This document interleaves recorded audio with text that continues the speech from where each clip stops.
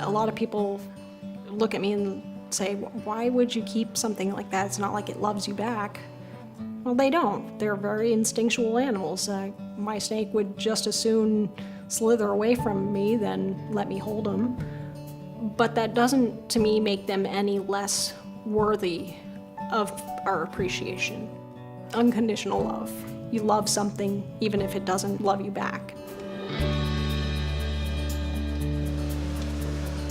I've always been fascinated about creepy crawlies and snakes and lizards and things like that. My grandparents had a nice big stone wall that pretty much went the whole length of their house. This is just one of the places growing up that I would search for and look for snakes. Many of these stones have been moved by me. Just a little garter snake hiding in there. My mom being terrified of snakes, I was never really allowed to bring them home. So naturally, one of the first pets I acquired when I was of age enough to move out and find my own place was a snake. So this is Levi. He's actually the guy who kind of started this whole thing.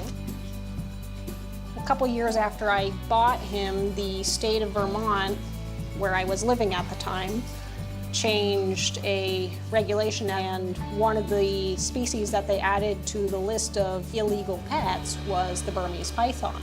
Not really knowing what this new regulation meant for me, I did get in touch with the Fish and Game Department to find out, well, what were my options? Basically, our only option was to surrender them to the state, or they would most likely euthanize them or find a rescue to take them. I started doing a lot of research and trying to find a rescue, and I found that there really was not any rescues within a few hours of me that would take my snake. You know, it just frustrated me that there wasn't any local resources I could reach out to help me with my pet. It made me realize there's got to be others like me, and I wanted to be able to help people so that they weren't in the same heartbreaking and frustrating situation that I was. I decided to start my own resource.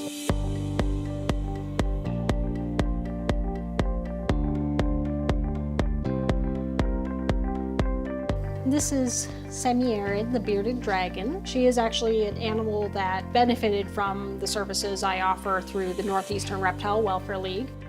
She came to me basically on the verge of death.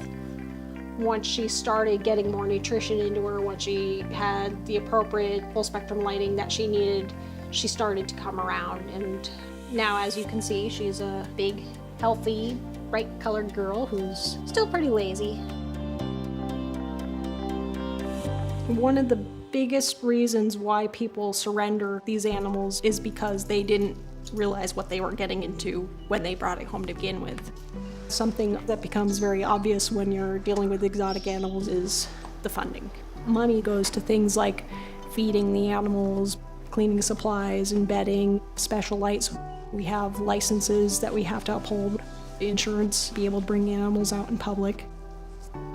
The lack of funds and resources we received is kind of ironic when you consider the amount of money that's going into the exotic animal trade.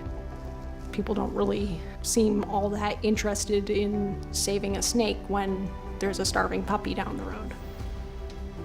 One thing that became very obvious is I can try to find homes for these animals all I want, but it's not solving the real problem, which is a lack of education. It's really my hope that by educating and by putting the resources out there for people to learn about these animals before they make that purchase, that you'll have fewer people becoming overwhelmed, or fewer people making impulse buys, or fewer people dumping their animals when they don't know what else to do with them. For me, the ultimate goal of the rescue is to make it so that we don't have to run a rescue anymore.